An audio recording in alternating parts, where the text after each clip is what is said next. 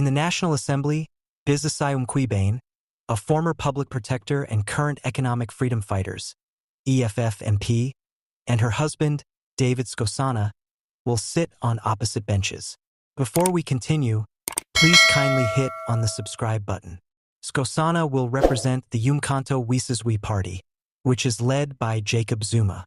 On Thursday, Chief Justice Raymond Zondo formally gave Secretary to Parliament Zolile George the list of 400 authorized MPs from 18 parties for the National Assembly. Mkhwebane was fired in 2023, but he has since joined the EFF and will be a part of the 7th government. Her husband is going to be the first MP for the uMkhonto weSizwe party. Following her untimely death, Skosana said that Joemat Pettersson, an ANC MP, contacted him and asked to have her 600,000 split among 3 ANC MPs in return for the investigation against Mkhwebane's eligibility for office being put on hold. All 3 of the ANC MPs refuted the claims. Mkhwebane filed a complaint with the Joint Ethics and Members' Interests Committee of Parliament, while Skosana said that he started a police probe. Mkhwebane presented audio recordings, ascribed to Joemat Pettersson, that were supposedly taken during one of the reported contacts with Skosana at a press conference. Mkhwebane said that the state was to blame for Joemat Pettersson's death, although she admitted that she didn't know why. This is not the first time a husband and wife have sat in Parliament at the same time. The Basic Education Minister, Julius, and her husband, Julius, had the same position. Moreover, Mkhwebane argued during her impeachment inquiry that longtime Democratic Alliance DA MPs Kevin Mileham and Natasha Mazzone had concealed their marital status from the committee that decided Mkhwebane's impeachment, and that Mileham had submitted the inquiry motion. The fact that Mkhwebane and Skosana are members of Parliament highlights the intricate and interwoven nature of South Africa's political system, especially in light of the current legal disputes and accusations. Once again, 2 weeks ago, at the Independent Electoral Commission's IEC Results Center in Midrand, Julius Malema, the leader of the Economic Freedom Fighters, EFF, delivered a severe warning to the African National Congress, ANC.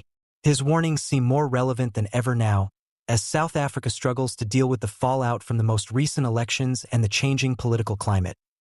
Known for his vehement speeches and astute political analysis, Alma spoke to the media and a gathering of supporters, highlighting the ANC's internal weaknesses as well as the wider ramifications for South Africa's democracy.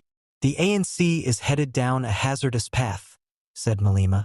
The people's confidence is being undermined by their internal conflicts and inability to fulfill commitments. Should they continue on their current path, they will encounter never-before-seen difficulties. His warning brought to light a number of important concerns, including the growing support for opposition parties like the EFF and the ANC's internal factionalism, as well as the public's waning faith in their ability to govern.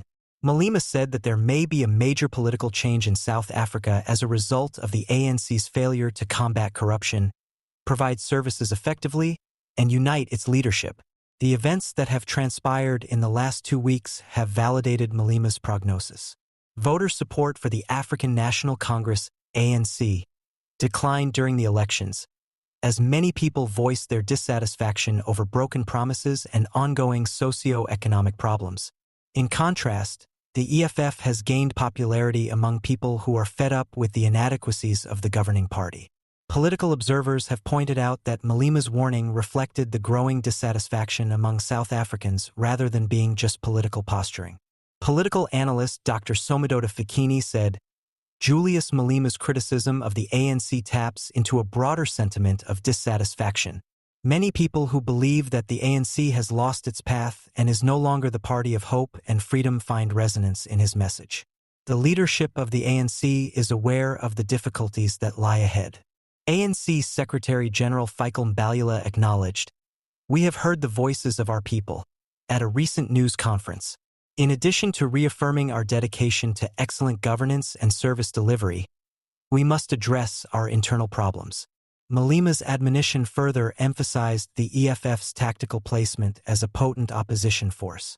The EFF wants to increase its popularity and clout in South Africa's political arena by taking advantage of the ANC's shortcomings and positioning itself as a party of reform and accountability. The ramifications of Malema's warning are evident as the nation progresses. The ANC must face its internal issues and rebuild its base, or else it runs the danger of losing more.